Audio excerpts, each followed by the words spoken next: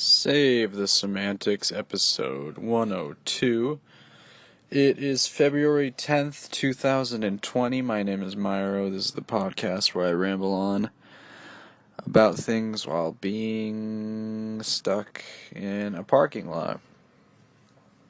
I'm not really stuck here. I'm just kind of... I'm just abiding my time right now. Power's out at my house. So I have no electricity, meaning none of my shit's charged. And when you're not connected, you have absolutely nothing to do. Which is sort of how the state of things are at the time being. I may or may not have class later. I'm not entirely sure. I'm still waiting on that. And yeah, decided to record because I have nothing else better to do. It was my birthday yesterday. I turned 22. Yeah, thank you. And it was a pretty peaceful day yesterday. Nothing too crazy. Power went out yesterday, actually. Power's been out for the last couple of days. So yesterday I really had nothing to do. It was a nice little day off. I didn't work or anything like that. It's kind of a continuation of that from yesterday to today. So just kind of been lounging around. I don't want to say I've been lazy, but I've been lazy. I really haven't put a whole lot of effort into anything, and right now I'm just kind of like I said, I'm just kind of biding my time, just waiting for things to happen. Waiting until I make a decision to go somewhere. I was thinking I might get coffee or whatever. And I was thinking of going somewhere to charge my stuff, but apparently a lot of other people have the same idea, so all these other locations are completely booked or whatever, you know. It's been an alright week, I'd say. It's been an alright week. I've just been keeping busy, I guess. I mentioned I had one of my midterms last Thursday. Got the results back, or I think it was Tuesday, and I actually did a lot better than I expected, which I was really surprised by. I was really kind of beating myself up, as you could tell on the previous episode, but I got my results back, and turned out to be better than expected, which I'm happy about. But that doesn't mean I'm not gonna try to do better on the next one for sure.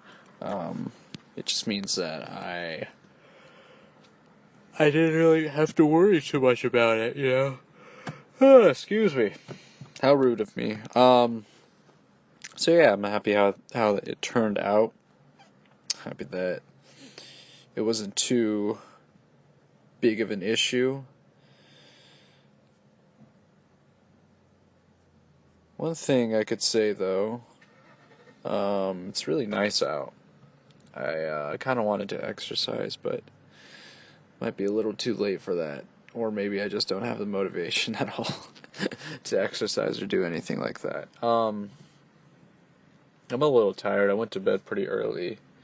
I took an edible that I got from the dispensary just because I just wanted it to help me sleep. The issue with doing that is that you just kind of, at least for me, I feel incredibly groggy the next day. I didn't feel too bad this morning, but most of the time I'm usually pretty groggy and kind of out of it, you know. I'm not necessarily like in a bad mood, which is nice, but I'm not exactly the most clear-headed. Like right now, I'm just sort of like not entirely in it. I'm a little out of it still. So yeah, that's that. But it was nice. It was a nice little nice little night.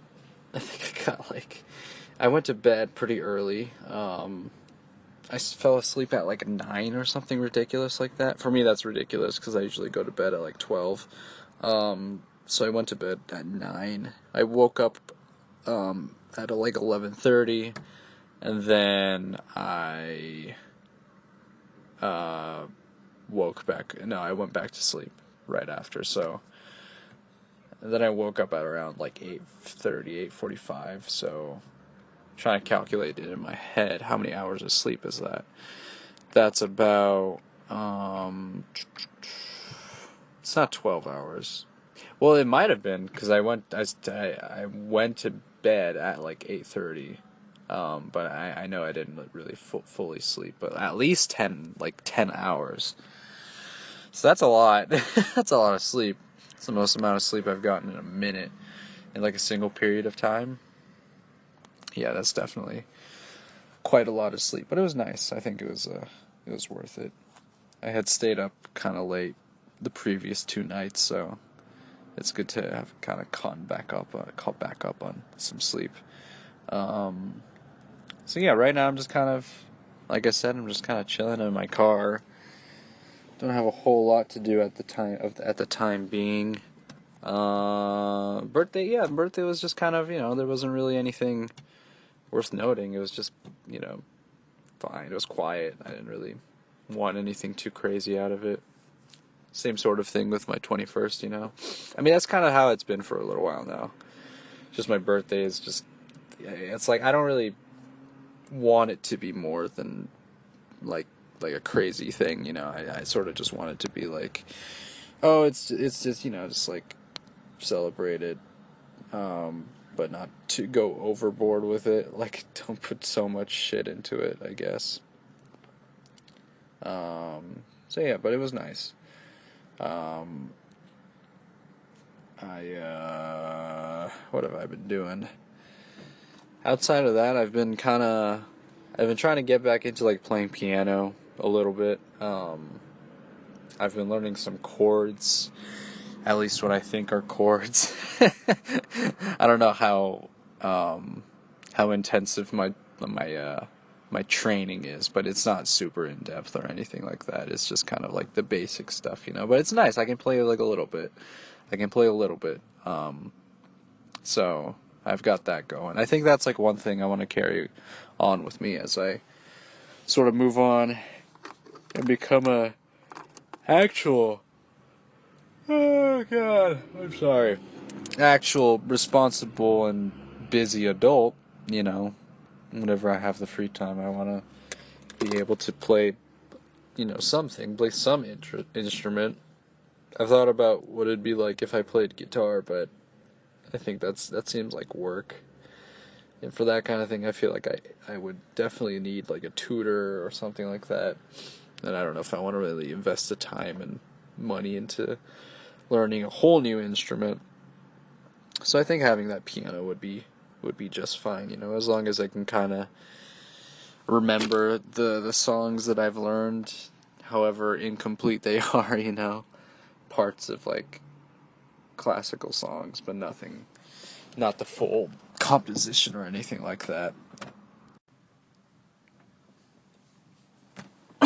Excuse me, Jesus, what a terrible start. I decided to continue today instead of going on and on about absolutely nothing yesterday. Wanted to start off today with something to actually talk about, This is just a continuation of this episode's podcast or whatever the hell this thing is anymore. Anyways, now that I have something to talk about, I just watched Parasite, Korean film that's been blowing the fuck up everywhere. I think it won Oscars for Best Picture and was it original screenplay or adapted screenplay? I think it was original screenplay. Won those Oscars this last Sunday, which I thought was great. I'm really happy to see like Korean cinema getting that attention on like international global scale. Um, and I've mentioned that I've really wanted to watch the movie, not just because of the critical acclaim that it's received, which is well deserved, but also because of the fact that I'm actually like a fan of the director's movies. I've talked about Mother before. Mother's I don't know. Parasite is pretty damn good, but I think something about Mother, maybe it's just the entire plot and the way that the story enveloped in that story, makes it kind of still stick with me. Like I still sometimes just think about that movie. I'm like, damn, that was a crazy ass movie. I mean, it's not crazy, but it's just very well developed. The storyline, the characters, everything about it. But anyways, in regards to Parasite, I thought it was incredibly well done. Um, I've always just really appreciated the way it's Bong Joon-ho, that's his name, the director's name. I really appreciate the way he like just like the style and everything is just like is very much his own, you know. Of course, I think he takes some inspiration from other filmmakers and that kind of thing, but just everything about it just like, oh, this is his like his, very much his style. Sometimes the just like the awkward moments, you know, this movie definitely felt way more fluid in terms of like the dialogue and that kind of thing in comparison to his other movies. His other movies are like, I don't know how to explain it, but like sometimes the way the characters talk is very like stunted, and it's kind of like, did they mean to say what they meant to say, you know? I think at least just from observing the movie while I watched it, a lot of it kind of was like there was, you know, English words thrown into it. Of course, that was kind of part of some of the characters as well. Like one of the characters becomes like a tutor for the daughter of the house, and teaches English to her and that kind of thing. So I guess that sort of ties into the language as well.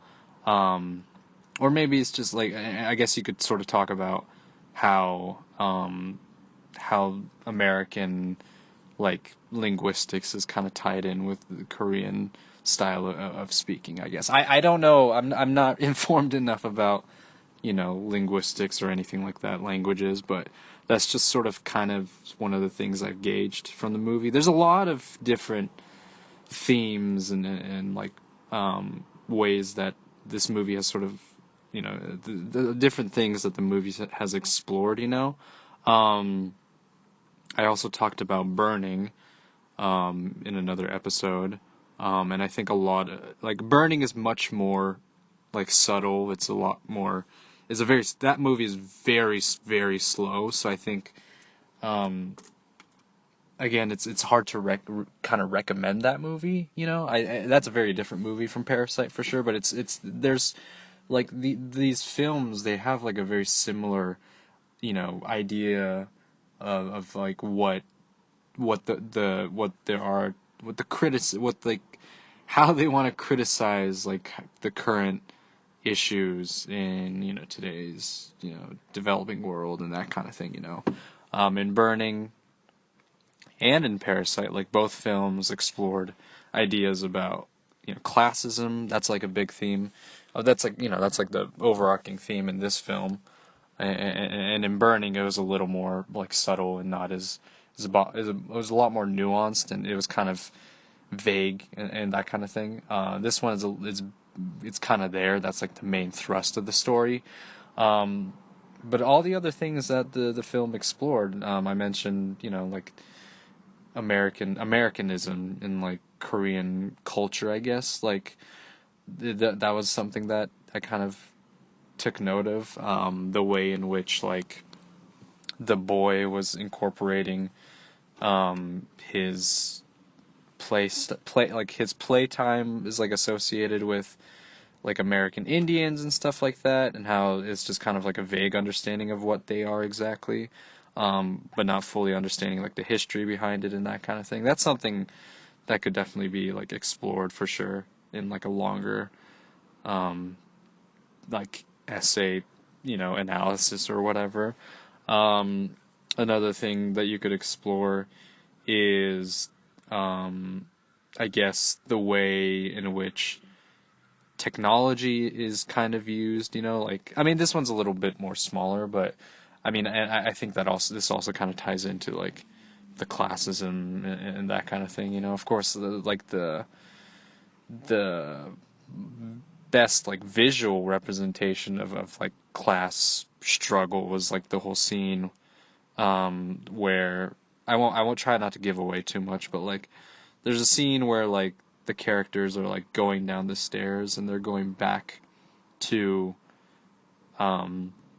their home, right? And they're coming from like the rich household and they're going back to their home, and it's just like this, just so many staircases, so many paths going all the way back down, to where they live, and it's just like that's very much like a visual representation of the difficulty of like social mobility and like that kind of thing. So there's a lot of things. There's a lot of things that I could talk about with this film, but I'm happy to finally have gotten the chance to see it in theaters. So I'm pretty happy about that, and also I'm happy that actually have something to talk about on the podcast. Yeah, I thought it was great. I'm just really happy. Like, it's you know this like this movie in particular was the one that kind of got the spotlight, which was great.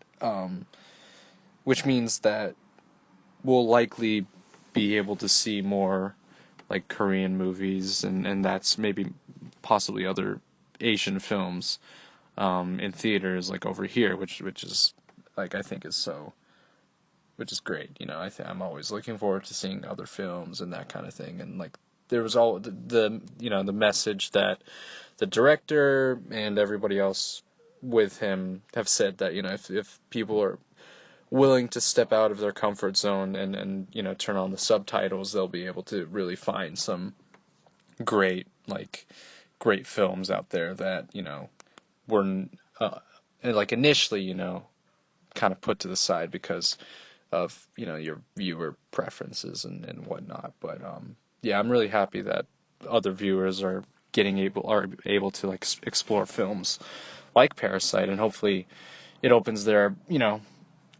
eyes up to other films, not only by Jung Jung, is it Bong Joon Ho, other Korean filmmakers as well, and maybe some other non-Korean filmmakers, other foreign filmmakers. So I thought that's one good thing that the Oscar has done, I guess, is giving attention to these movies and that kind of thing. So that's been pretty cool. Outside of that, just kind of same old, same old. Yeah, yesterday I was just kind of out of it. I was just, like I said, I took an edible the night before, so I was pretty out of it. Right now I'm a little more awake and that kind of thing. So I as well just use that time to talk about Parasite. I really wish I could do like a full movie review. Maybe I will. But I also want to like review like the other movies that I've seen, including Mother too. Mother, for me that's still like I think it might be too early to say, but for me that's still one of my favorite films that I've seen of this director.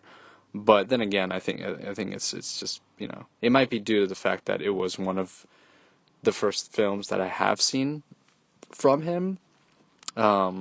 Actually, that might not be true. I saw Snowpiercer, and I thought Snowpiercer was great.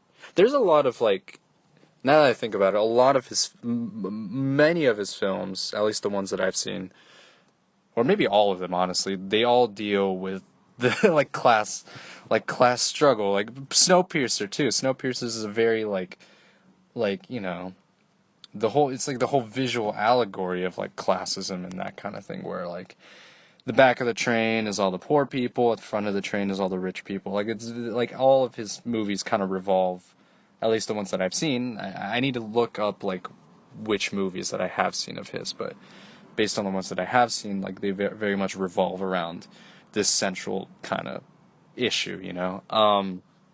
Mother too. Mother deals with classism and that kind of thing. Like, it deals with a single mother, what it's like to be in that, you know, state of being, and sort of the difficulty of moving up when you're kind of trying to be self-sufficient and that kind of thing.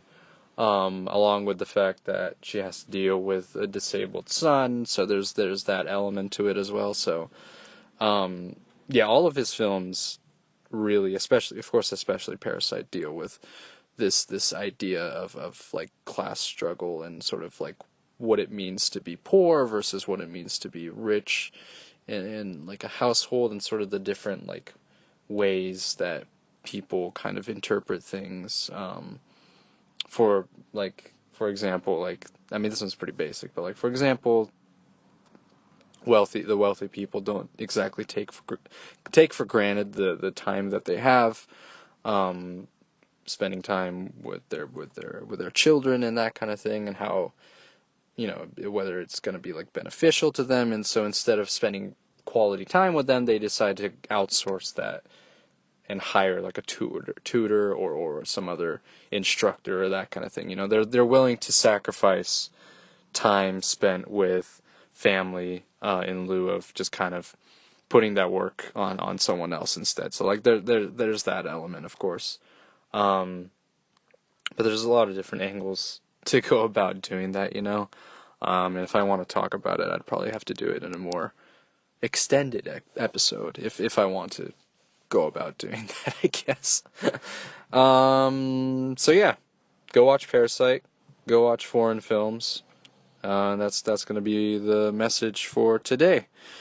And that's going to do it for the podcast today. You have been listening to Save the Semantics. Signing off.